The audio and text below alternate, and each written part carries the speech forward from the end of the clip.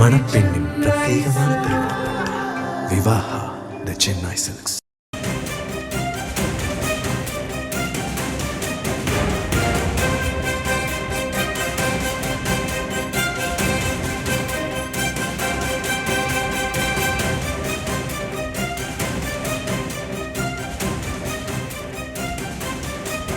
பல்வேறு வழக்குகளை உயர்நீதிமன்றங்கள் மிக மெத்தனமாக கையாள்வதாக உச்சநீதிமன்றம் கருத்து தெரிவித்துள்ளது. ஜாமீன் மனுக்களை உயர்நீதிமன்றங்கள் கையாளும் விதம் குறித்து உச்சநீதிமன்றம் அதிருப்தி தெரிவித்துள்ளது. தொடர்பான அண்மைச் செய்தியை பார்த்து வருகிறோம்.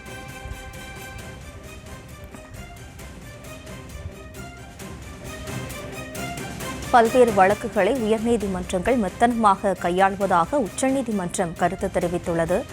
ஜாமீன் மனுக்களை உயர்நீதிமன்றங்கள் கையாளும் விதம் குறித்து உச்சநீதிமன்றம் அதிருப்தி தெரிவித்துள்ளது.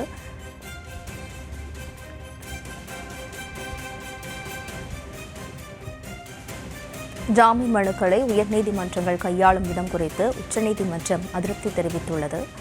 பல்வேறு வழக்குகளை உயர்நீதிமன்றம் கையாளும் விதம் குறித்து உச்சநீதிமன்றம் அதிருப்தி தெரிவித்துள்ளது. தனிநபர் ஒருவரின் ஜாமீன் மனு மீதான விசாரணை குறித்து உயர்நீதிமன்றங்கள் கையாளும் விதம் அதிருப்தி தருவதாக உச்சநீதிமன்றம் கருத்து தெரிவித்துள்ளது. கூடுதல் விவரங்களோடு இணைகிறார் நமது செய்தியாளர் மதியழகன். வணக்கம் மதியழகன். விவரம்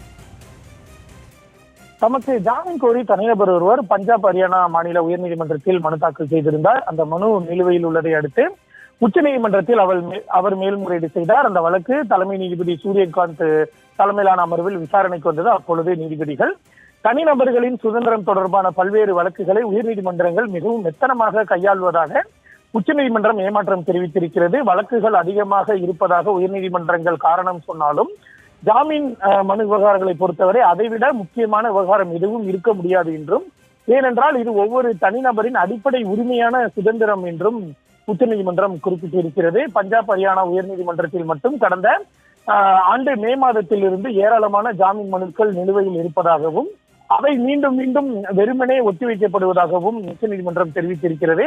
எனவே இது போன்ற நிலைமைகளை சரி செய்வதற்கு அந்தந்த உயர்நீதிமன்றங்களின் தலைமை நீதிபதிகள் நடவடிக்கை எடுக்க வேண்டும் எனவும் உச்சநீதிமன்றம் அறிவுறுத்தி இருக்கிறது. மேலும் இத்தகைய ஜாமீன் மனுக்கள் சரியான நேரத்தில் பட்டியலிடப்பட்டு விசாரிக்கப்பட்டு உத்தரவுகள் பிறப்பிக்கப்படுவதை உயர்நீதிமன்ற தலைமை நீதிபதிகள் உறுதி செய்வார்கள் என தாங்கள் நம்புவதாகவும், இதற்காக தாங்கள் எந்த காலக்கெடுவையும் உருவாக்கப் போவதில்லை, அதே நேரத்தில் உயர்நீதிமன்றங்கள் சுய பரிசோதனை செய்து இவற்றை சரி செய்ய வேண்டும் என்றும் உச்சநீதிமன்றம் அறிவுறுத்தியிருக்கிறது. விவரங்களுக்கு நன்றி மதியழகன்.